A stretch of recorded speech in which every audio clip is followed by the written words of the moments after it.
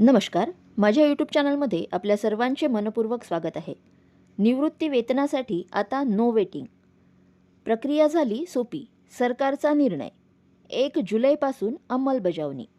राज्य सरकारी अधिकारी आणि कर्मचाऱ्यांना निवृत्तीनंतर वेळेत निवृत्तीवेतन मिळावे तसेच मंजुरीच्या प्रक्रियेत कोणताही विलंब टाळण्यासाठी राज्य शासनाने महत्त्वाचा निर्णय घेतला आहे. यापुढे निवृत्तीवेतनासाठी आवश्यक असलेले अनेक वेगवेगळी अर्ज आणि नमुने रद्द करून त्याऐवजी एकच सर्वसमावेशक नमुना 5A लागू करण्यात आला आहे. जाणून घेऊयात याबद्दल सविस्तर माहिती. त्यापूर्वी चॅनलला पहिल्यांदा भेट देत असाल तर लाईक करायला विसरू नका, सबस्क्राईब करायला विसरू नका, नवीन अपडेट्ससाठी बेल आयकनला प्रेस करायला विसरू नका आणि माहिती आवडल्यास आपल्या सहकारी मित्रांना शेअर करायला देखील विसरू नका. अशी होणार अंमलबजावणीची प्रक्रिया.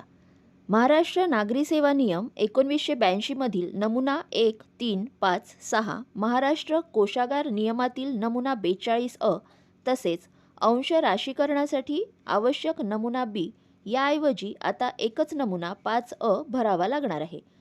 फॉर्म सादर केल्यानंतर कार्यालय प्रमुख ऑनलाईन संपूर्ण निवृत्तीवेतन प्रकरण तयार करून महालेखापाल कार्यालयाकडे पाठवतील.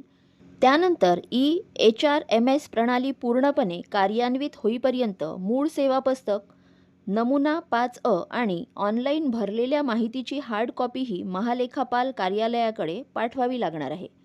हा निर्णय 1 जुलै 2026 पासून अंमलात येणार आहे.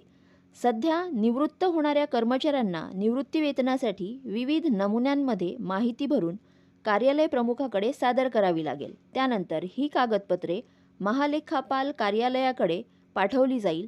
अनेक फॉर्म, कागदपत्रांची पडताळणी आणि माहिती संकलन यामुळे निवृत्तीवेतन प्रकरणे मंजूर होण्यास बराच कालावधी लागत होता. ही समस्या लक्षात घेऊन शासनाने निवृत्तीवेतन वाहिनी या ऑनलाईन प्रणालीच्या माध्यमातून प्रक्रिया सुलभ करण्याचा निर्णय घेतला आहे. विविध विभागांच्या स्वतंत्र सेवार्थ प्रणालीमध्ये आवश्यक बदल करण्याचे निर्देश शासनाने दिले आहेत.